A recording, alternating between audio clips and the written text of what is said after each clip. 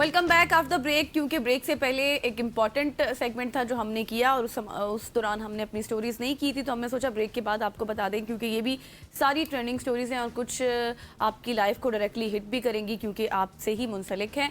तो सबसे पहले जो स्टोरी है वो ये है कि वजारत मजहबी उमूर ने हज 2027 के रजिस्ट्रेशन का बाकायदा शेड्यूल जारी कर दिया है, क्योंकि एलामिया जो आया है सामने वजारत मजहबी उमूर के मुताबिक हज 2027 के लिए रजिस्ट्रेशन आज यानी कि 22 जून से शुरू हो गई है। रजिस्ट्रेशन की कोई फीस नहीं है, बिल्कुल ये फ्री है और हज 2027 की रजिस्ट्रेशन पहले आइए पहले पाइए की बुनियाद पर होगी।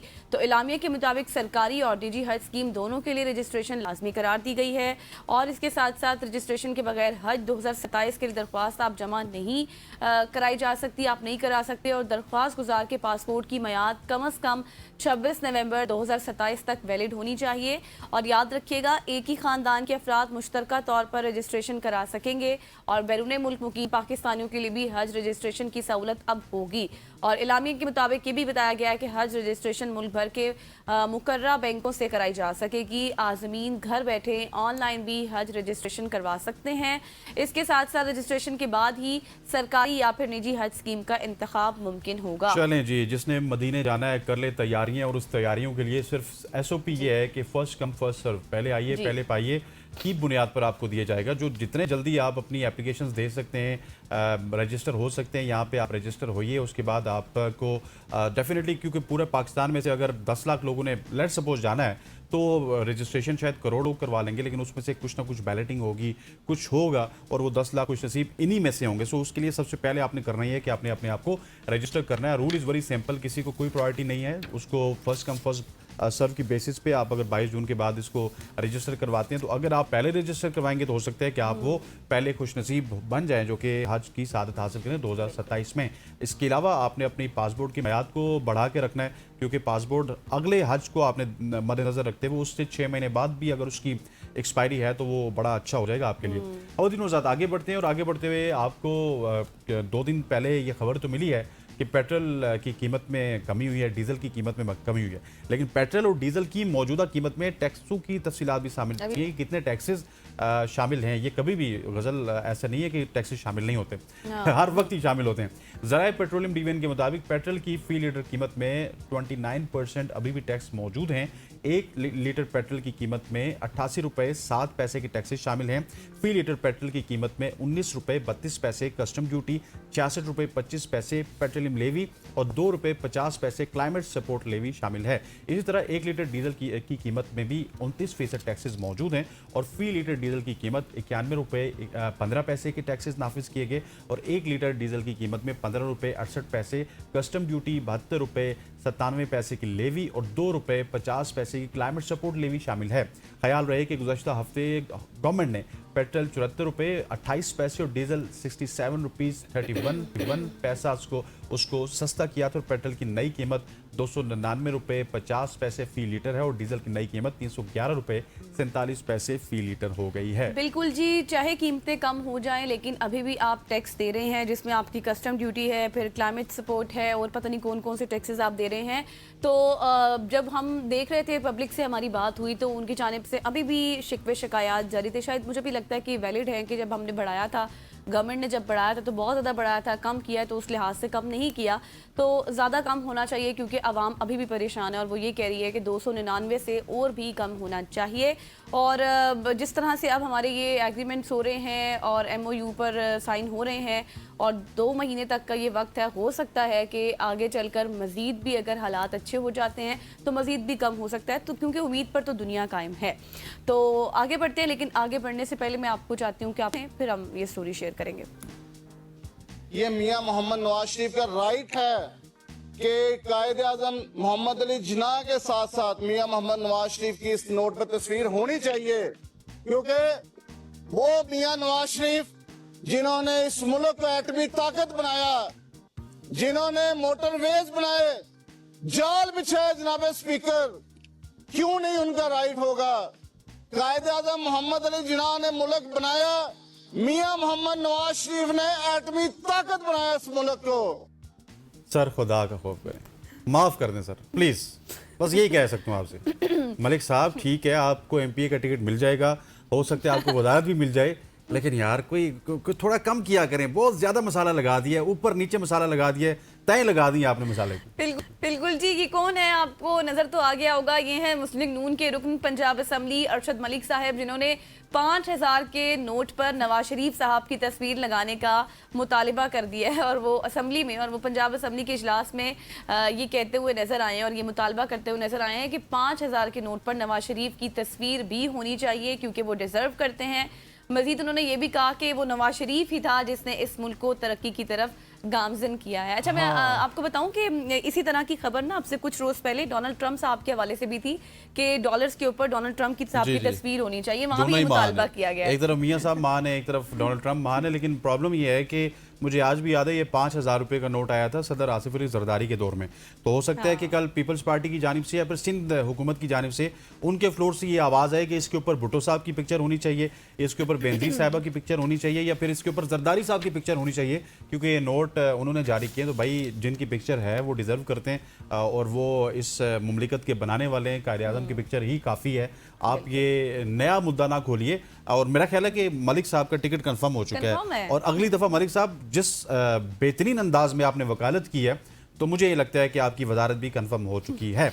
और दिनों ज़्यादा आगे बढ़ते और आगे बढ़ते हुए अब आपको हम बताते हैं फुटबॉल की दुनिया से एक ज़बरदस्त खबर। पाकिस्तानी मैन्युफैक्चर्ड फुटबॉल 2026 अब मैदान से स्पेस में भी दाखिल हो चुका है। अमरीकी खिलाई तहकीकाती इदारे नासा के खिलाबाजों ने बैनुल-अक़वामी खिलाई स्टेशन ISS पर फीफा वर्ल्ड कप की जदीद फुटबॉल के साथ एक साइंसी तजुर्बा किया है।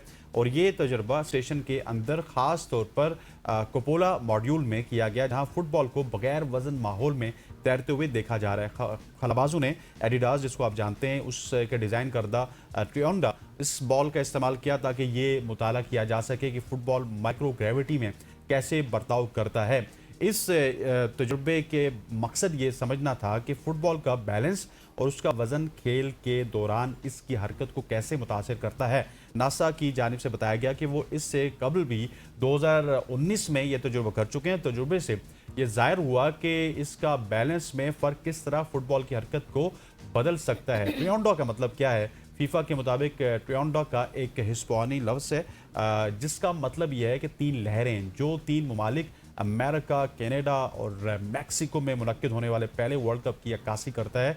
एडिडास की तैयार करदा ट्रियोंडा को 2026 के फीफा वर्ल्ड कप के दौरान इस्तेमाल किया जा रहा है। और इस ट्रियोंडा को इस वजह से भी हाइप हासिल है कि इससे पहले या तो एक ही जगह पे वर्ल्ड कप होता था कि एक मुल्क में होता था, या फिर बहुत ज़्यादा हो तो 2 ममालिक में होता था।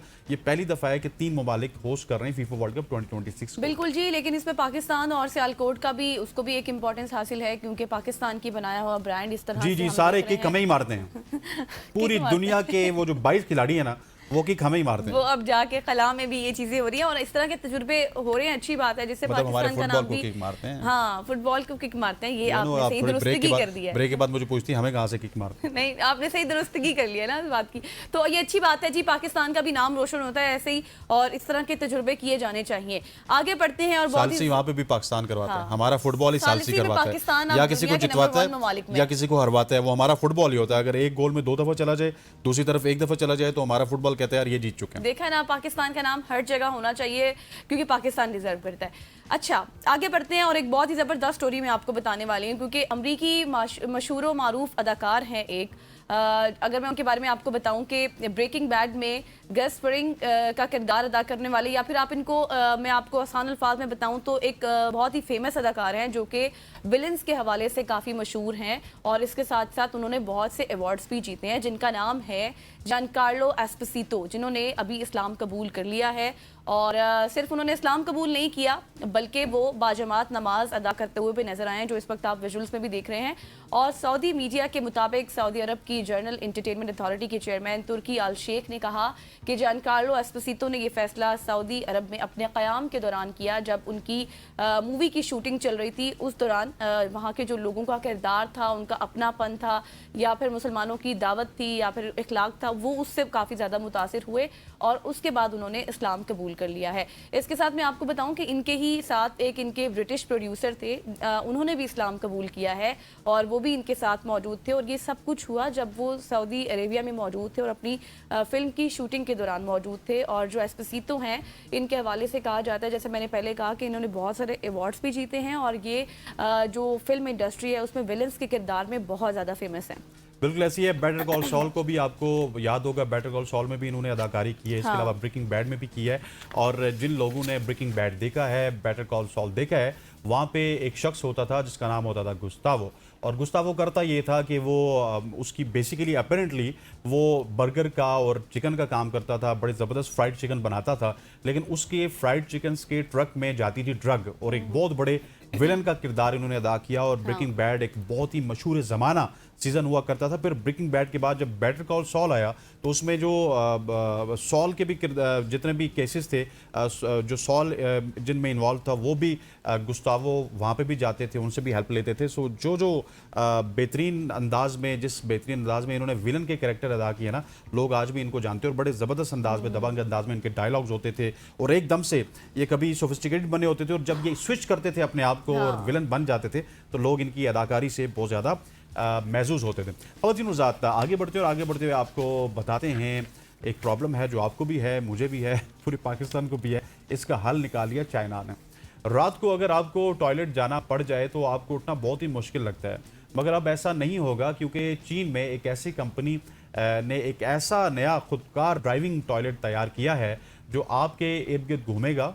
यूईबियन नामी एक कंपनी है, उसके मुताबिक महज एक बटन दबाकर आप वॉइस कमांड के ज़रिए आप पहियों पर घूमने वाले टॉयलेट को किसी भी जगह लेकर जा सकते हैं। इसे शॉबिन का नाम दिया गया है और ये डिवाइस खुदकार तौर पर अपने सफाई की सलाहियत भी रखती है। ये रोबोट टॉयलेट चीन में 29,000 युआन में फ़रोख्त के लिए पेश किया गया। कंपनी के मुताबिक ये रोबोट टॉयलेट बुनियादी तौर पर उन मौमर अफराद के लिए बनाया गया जो किसी भी किस्म की माजूरी के शिकार हैं, और वो उनको मद्देनज़र रख के तैयार किया गया जिनके लिए रात को टॉयलेट जाना बहुत मुश्किल होता है। इस रोबोट टॉयलेट को शंघाई में एक इवेंट के मौके पर पेश किया गया और ये टॉयलेट एक रिमोट के ज़रिए काम करता है, जबकि वॉइस कमांड्स के ज़रिए भी इसको इस्तेमाल किया जा सकता है। इसको ऐसे डिज़ाइन किया गया है कि ऑफलाइन भी ये आवाज़ की शनाख्त करके काम कर सकता है, ताकि वाईफाई ना होने की सूरत में वो लोगों को मुश्किलात का सामना फेस ना करना पड़े। वॉइस कमांड पर टॉयलेट एआई सिस्टम को इस्तेमाल करके अपने कस्टमर की जानिब जाता है, जबकि लिडार और अल्ट्रासोनिक सेंसर्स के इम्तजाज के बायस रास्ते में मौजूद जितनी भी रुकावटें हैं वो उनको अबूर करता है। और इसमें एक ऐसा सिस्टम भी मौजूद है जो स्मेल को फैलने नहीं देता, जबकि काम अपना मुकम्मल होने पर जो उसका डॉकिंग सिस्टम है उससे जुड़कर वो खुद की सफाई खुद करता है। बिल्कुल जी, बहुत ही ज़बरदस्त ये टॉयलेट है और मौमर अफराद के लिए आई थिंक सो ये ज़्यादा बेस्ट रहेगा। ये सब के लिए है, क्योंकि रात को किसी को अपने वॉशरूम से उठने का दिल हाँ, नहीं लेकिन करता, देखिए इतनी आप उसको बुलाएंगे। वैसे ये है कि टेक्नोलॉजी से तैयार लेस करदा ये टॉयलेट बनाया गया है, तो जिन लोगों को आदत हो जाए, क्योंकि शुरू में प्रॉब्लम भी होती है ना, आदत नहीं होती, तो वो बंदा कहता है कि इतनी तक दो से बेहतर है कि इंसान उठ कर खुद ही चला जाए टॉयलेट। और फिर जहाँ पे भी इसका बटन है, ज़ाहिर सेंसर्स हैं इसमें, उसके थ्रू आप इसको बुला सकते हैं अपने पास। और फिर जो है, लेकिन मौमर अफराद जो कि वाकई इसके लिए नहीं उठ सकते या फिर नहीं जा सकते, उनके लिए बहुत ज़बरदस्त चीज़ है। अभी तो ये चाइना में है, होप्सो कि ये आहिस्ता आहिस्ता फिर पूरी दुनिया में भी फैल जाएगा और फिर पाकिस्तान भी आ जाएगा और फिर इसको बहुत सारे लोग खरीदेंगे और फिर अपना रिव्यू शेयर करेंगे और फिर हम आपके साथ इस तरह की ट्रेंडिंग स्टोरीज शेयर करेंगे। तो ये थी हमारी आज की सोशल ट्रेंडिंग स्टोरीज, यकीनी तौर पर काफ़ी इंफॉर्मेटिव थी। अब लेते हैं ब्रेक, वापस आएंगे, हमारे साथ रहिएगा।